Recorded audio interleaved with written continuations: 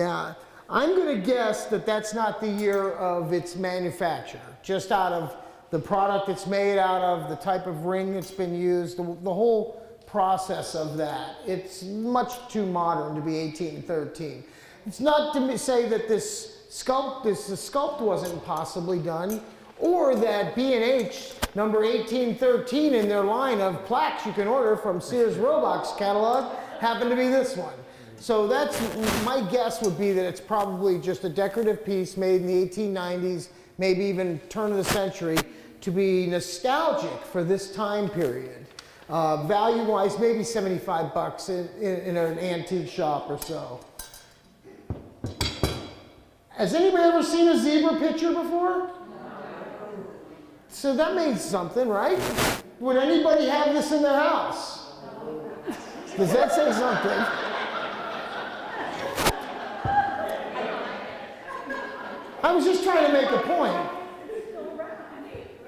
Isn't it? It's all right. So again, we're back to art is subjective. If you like it, it's neat. And if you think it's silly, it's silly. Okay, so let's talk about where it was made. It says Czechoslovakia on the bottom. Now that's the actual Czechoslovakia, the whole thing, when they were Czechoslovakia, which is a time period. And this is, what's that?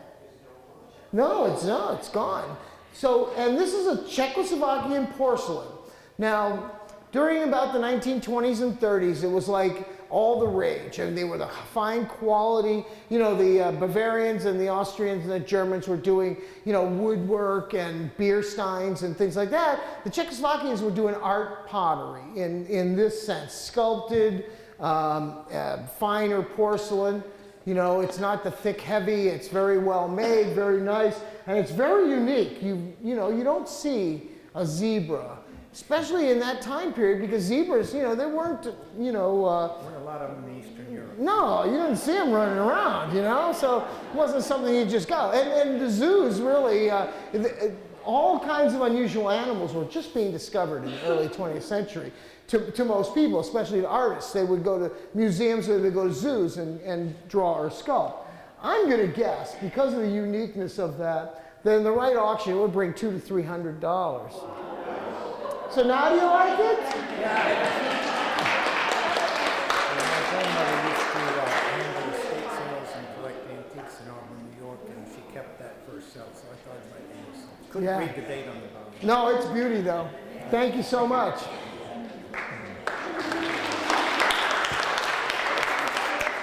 Okay, whose is this? Nice suitcase, huh? Ooh. Oh no, we're not talking about the suitcase? No? Hi, what's your name? Carol. Yeah, you're still enthused. I like that. We're halfway done, you're still enthused. All right, does anybody know what this is? Not you, you know everything like me. Very good. This is called a television set from 1890. Am I right? Whatever you say. That's easy. So where did you get this? My great uncle had it years ago and gave it to my mother, and my mother passed it on to me. Did you play with it when you were little? I looked at some of the pictures that are in there through it. We kind of passed it around a little bit, my brother and I. It got boring, did it? Well, it wasn't television. Some of the pictures are real old. You Yeah? know? Okay, so let's talk a little bit about the stereopticons. You know, this is like the big thing in the late 1800s after Civil War. People wanted to see things in 3 dimensions. And this process has 2 lenses, and it lines up a card that has dual images on it of the same image that, when looked through the device, would look like it's 3-dimensional. Yeah, it goes right in here just like this. And then why don't you hold it and demonstrate it to them so they can see what foolish we look like when we were doing it. You'd put that right up, and then you would adjust it.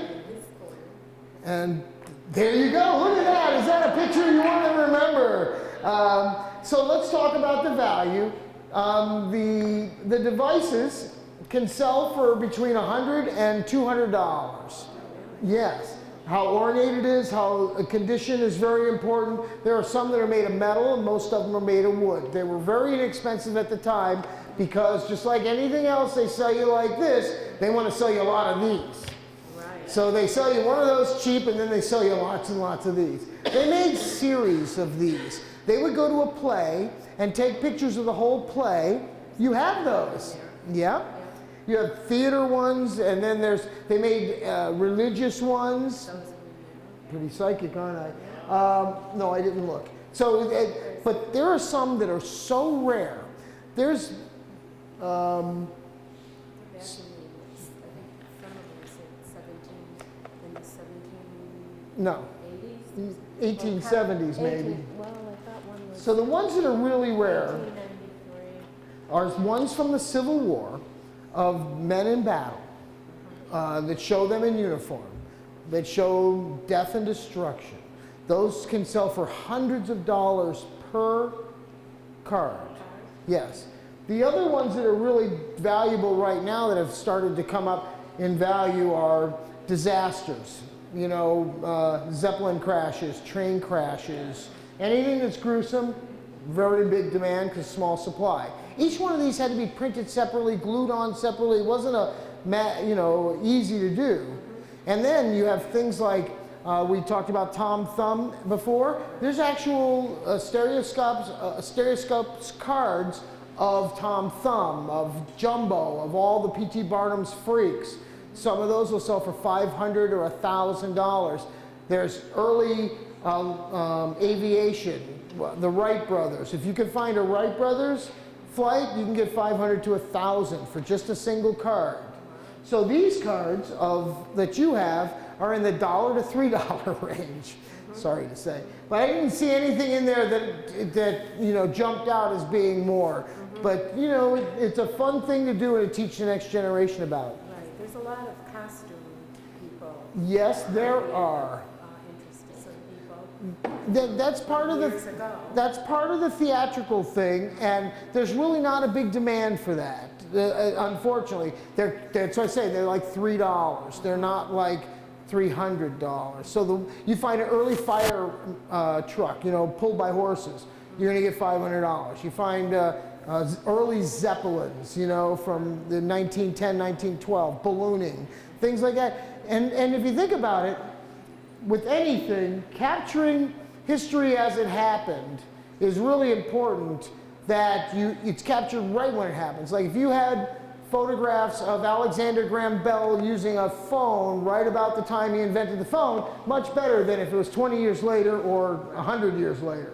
So those are the types of things that these things document. So value-wise, this whole box is probably worth maybe $150. And this is probably another 100. Okay? Thank you. I'll put it over here.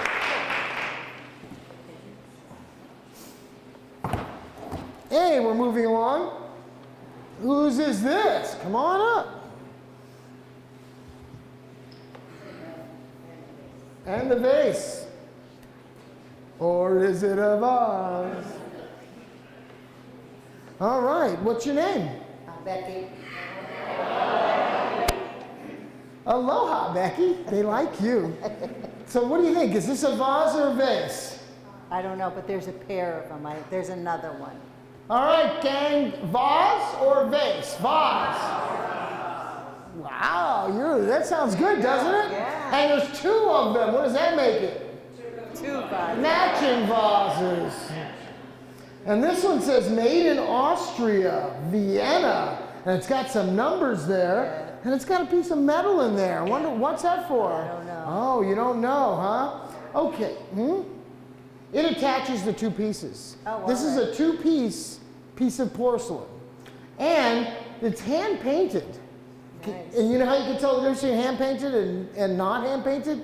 How sloppy it is. I mean, they really didn't put a lot of time into that. You can see it's not perfect. You can see. Yeah. And that's good because that gives it a hand-painted look and feel.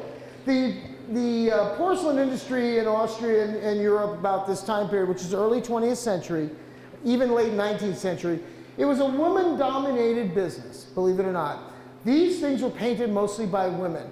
in kind of what we call sweatshops today. But realistically, a lot of the women would be able to take these things home and paint while they're doing the laundry and paint while they're doing stuff, and they would get really good at one thing and keep doing it and doing it and doing it. And they could do 20 of these in an hour maybe.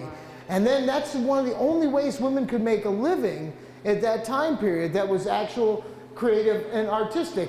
They weren't allowed to go and work and be recognized as that. So a lot of the pottery and porcelain hand painted stuff was done by women, but there's no way to document that. These were mass produced, sold to companies that would then assemble them. You choose the different patterns you wanted and you would assemble them and it would be a business.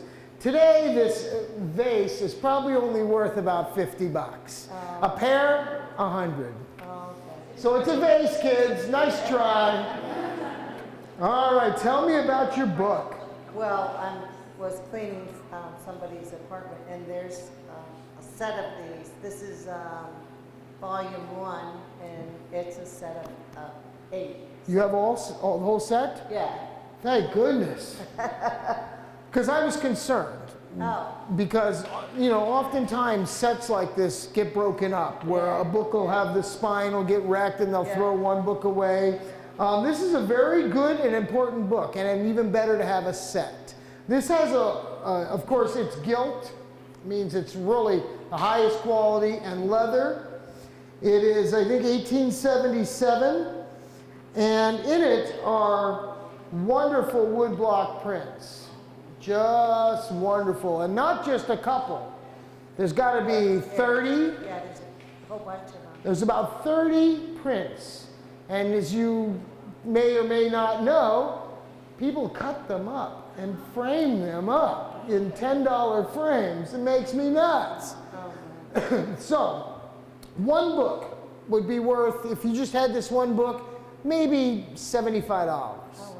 But you have 8 that are all together in this condition. It says volume 1 to Volume 8. I would say for sale, what you could sell that set for is probably $1,600 to $3,000, depending on where. And how much did you pay? Free! A winner! Oh, very nice. Beautiful set. Oh, thank you. Thank you so much. Oh, thank you. Any other questions? No. She's flabbergasted now. All right. Thank you so much. All right. Who owns the heavy metal? Come on up.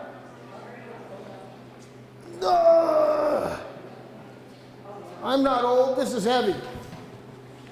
Is any of this? Just this. And what's your name? Kirk.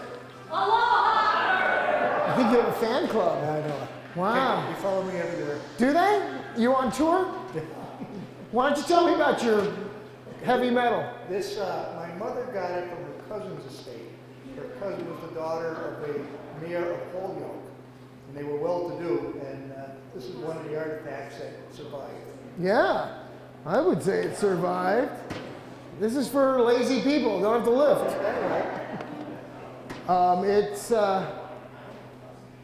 Have you had it checked for what the content of the metal is? I have not. I'm going to guess it's quadruple plate, which is a silver plating process.